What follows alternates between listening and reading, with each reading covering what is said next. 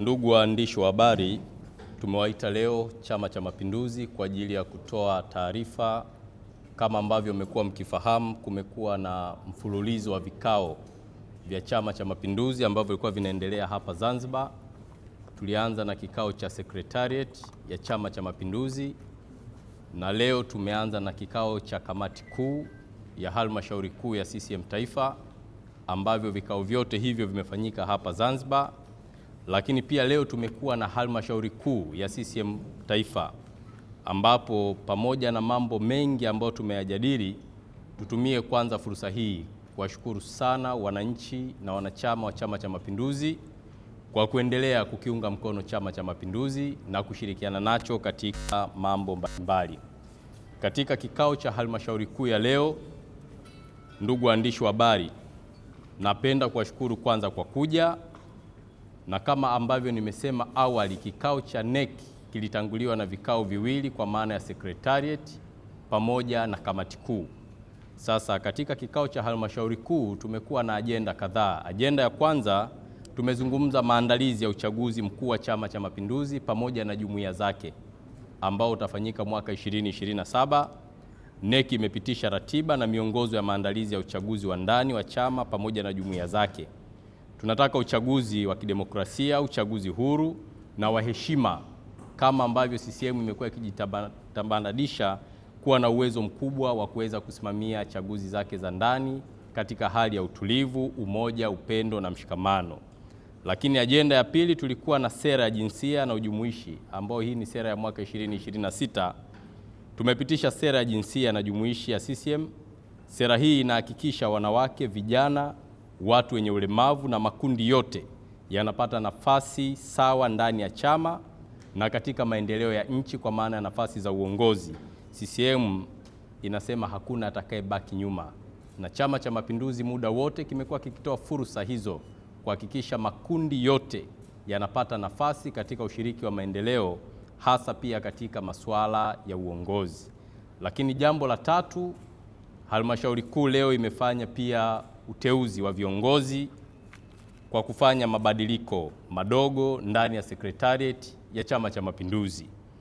Na mabadiliko hayo, tutaanza na ndugu Agrey Mwandri ambaye yeye ameteuliwa kuwa naibu katibu mkuu wa Chama cha Mapinduzi Bara, akichukua nafasi ya ndugu John Mongela.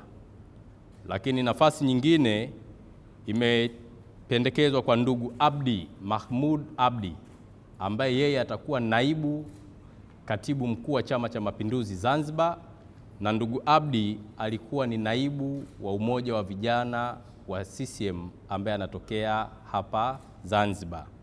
Lakini nafasi nyingine ameteuliwa ndugu Paul Chacha. Huyu ni mkuu wa mkoa wa Tabora ambaye amechukua nafasi ya idara ya organization ambayo ilikuwa inashikiliwa na ndugu Isa Usi Gavu. Lakini sambamba na hilo, ameteuliwa tena ndugu Jamal Kasim ambaye amechukua nafasi ya uchumi na fedha, ambayo mwanzo alikuwepo ndugu Mirumbe Chacha aliyekuwa anashikilia nafasi hii. Lakini pia halmashauri kuu imeteua mjumbe wa kamati kuu ndugu Rahma Kasim ambaye amechukua nafasi ya ndugu Raila Burhani Ngozi ambaye yeye alipata uteuzi wa kuwa mkuu wa wilaya hapa Zanzibar. Lakini wajumbe wengine wa Secretariat kwa maana ya katibu wa NEC itikadi, uenezi na mafunzo ndugu Kenan Laban Kihongosi anaendelea na nafasi.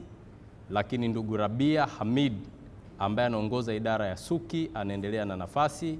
Lakini pia katibu mkuu wa Chama cha Mapinduzi ndugu Asha Rose Migiro anaendelea nafasi ya kuwa katibu mkuu wa Chama cha Mapinduzi. Lakini jambo la nne ambalo nilipenda kuzungumza kwenu waandishi wa habari, halmashauri kuu pia na chama kinampongeza Rais wa Jamhuri ya Muungano wa Tanzania na mwenyekiti wa Chama cha Mapinduzi Mheshimiwa Daktari Samia Suluhu Hassan kwa uongozi imara, madhubuti ambao unajali maendeleo ya Watanzania. Tunaona kasi ya maendeleo ndani ya Jamhuri ya Muungano wa Tanzania ni kasi kubwa, kazi inafanyika kwa weledi, lakini ukiangalia sekta zote kuanzia sekta ya afya, miundombinu ya barabara, sekta ya maji, elimu, nishati, kazi kubwa inafanyika. Hivyo chama kinampongeza mwenyekiti wa chama ambaye ndiye Rais wa Jamhuri ya Muungano wa Tanzania kwa kuendelea kuonesha uongozi imara ambao una matokeo chanya kwa Watanzania wote. Lakini pia chama kinampongeza Rais wa Zanzibar na mwenyekiti wa Baraza la Mapinduzi Mheshimiwa Hussein Mwinyi Dokta kwa kazi kubwa ambayo anaifanya hapa Zanzibar. Zanzibar ya leo tunaona maendeleo makubwa, miundombinu ya barabara inajengwa kwa spidi kubwa, kazi nzuri inafanyika hapa Zanzibar. Hivyo Chama cha Mapinduzi kinazipongeza serikali zake zote mbili kwa kazi kubwa ya kutekeleza ilani ya uchaguzi ya Chama cha Mapinduzi ya mwaka 2025, 2030 kuhakikisha yote yaliyoahidiwa yanakwenda kutekelezeka kwa Watanzania wote. Na jambo la mwisho, napenda kutoa wito na kusema kwa Watanzania, wananchi wanatambua Chama cha Mapinduzi na serikali yake ndio injini ya maendeleo kupitia sera zake na mipango yake. Maendeleo makubwa yanayoonekana leo mijini na vijijini ni kwa sababu Chama cha Mapinduzi kina ilani inayotekelezeka. Na huwezi kuongelea maendeleo ya nchi hii bila kutaja Chama cha Mapinduzi. Tangu mwaka 1977 CCM inapozaliwa mpaka leo kimeendelea kuongoza taifa hili. Hivyo ukiona elimu imeboreshwa, maana yake CCM imefanya kazi. Ukiona barabara zinajengwa, maana yake serikali ya Chama cha Mapinduzi imefanya kazi.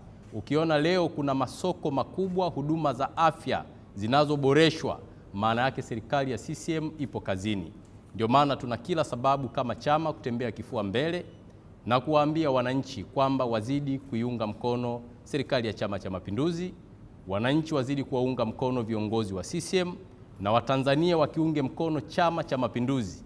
Ndio chama pekee kilichobeba ajenda ya umoja, upendo na mshikamano ndani ya taifa hili.